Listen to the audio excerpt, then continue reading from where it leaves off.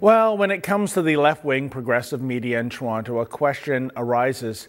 How low can they go when it comes to their ongoing journalistic jihad against Mayor Rob Ford? Well, Ben Spur of Now magazine, a weekly alternative magazine that pays the bills with its copious quantities of massage parlor and prostitution ads, recently ran a story documenting a new presumed scandal involving Mayor Ford.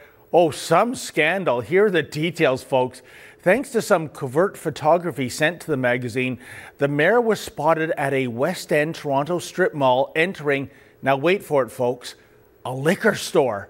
And the way he arrived at the LCBO outlet, oh, he came by his Cadillac Escalade, which is described in the story as being conspicuous.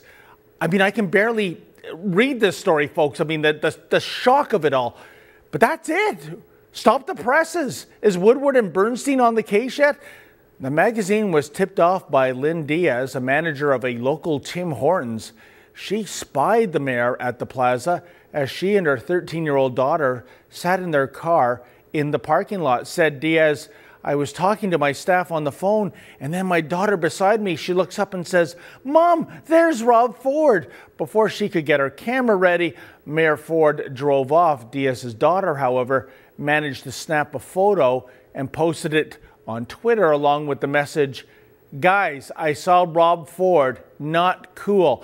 By the way, the 13-year-old spells cool, K-E-W-L. Whatever. The story inexplicably goes on to note that the mayor's house is approximately 6 kilometers from the mall, implying, oh, I don't know, that Mayor Ford should have ridden his bicycle to the liquor store instead of driving. So let's recap, folks. Ford drives an Escalade, which is still legal last time I checked, even though the progressives would like to see these vehicles outlawed.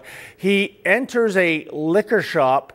Again, still legal last time I checked. He is of the age of majority. But a 13-year-old tweets that this isn't cool for reasons that still remain mystifying. So Now magazine runs a story headlined, "Rob Ford, not cool," complete with incriminating photographic evidence, namely Rob Ford exiting his vehicle. Bottom line, there is no story here, of course. It's just another example of drive-by gotcha journalism, except there isn't even a gotcha moment. The only story here, in fact, is that Ben Spur, our Monday moron of the morning, thinks that a tweet from a 13-year-old twit is indeed a newsworthy story to begin with. How sad.